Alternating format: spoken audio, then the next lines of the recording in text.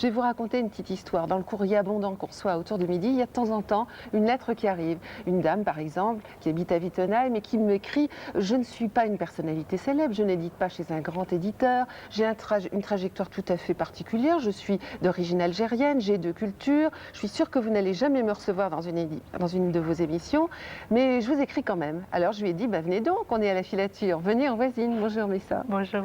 Vous avez été mariée à 17 ans contre votre gré et le fait d'écrire a été une façon d'utiliser la parcelle de liberté que vous aviez encore quand même. C'est-à-dire que je n'ai trouvé comme interlocuteur pacifique à ce moment-là qu'un cahier. Mm. Et donc je lui ai raconté toutes mes petites angoisses, ma trajectoire.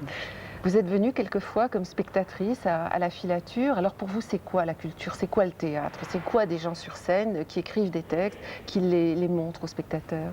C'est une ouverture au public. Pour le public, c'est une ouverture à la culture, c'est une découverte à chaque fois extraordinaire. Alors vous écrivez à compte d'auteur pour le moment, parce Oui. que vous cherchez un éditeur. Vous présentez des expositions? Oui, À la Bresse, là, la première prochaine, fois. demain, commence à la Bresse. Elle va s'étaler sur une quinzaine de jours.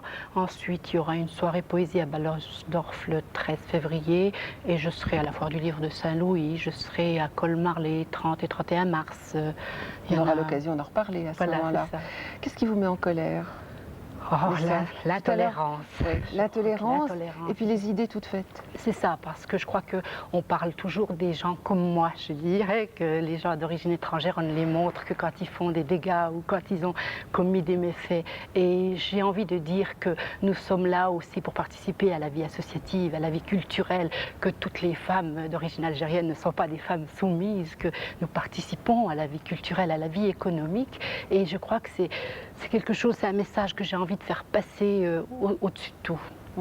Alors vous avez épousé un Alsacien? Oui, j'ai épousé un Alsacien en seconde noces et c'est vrai que c'est pas facile à faire passer au départ, mais je crois qu'il faut savoir ce qu'on veut dans la vie et il faut savoir avancer et se battre contre justement ces idées reçues.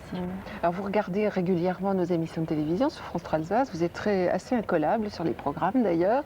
Moi je suis contente de vous avoir reçu ici. On va signaler que vous serez à la Foire du Livre aussi de Saint-Louis, on en reparlera, ce sera au mois de mai. Oui, les 11 et 12 mai. Voilà. Vous aimez la musique? Beaucoup, beaucoup. Je dirais très hétéroclite en musique. J'aime autant la musique classique que les chanteurs dits populaires. Alors nous avons demandé à France 3 Picardie de nous donner un court extrait d'un concert qui avait été donné entre autres avec Pierre Amoyal, qui fait partie des violonistes invités à Mulhouse très bientôt avec l'orchestre symphonique de Mulhouse. Ce sera au Théâtre de la Cine, extrait de ce concert Pierre Amoyal, le grand, qui sera invité au mois de mars ici à Mulhouse.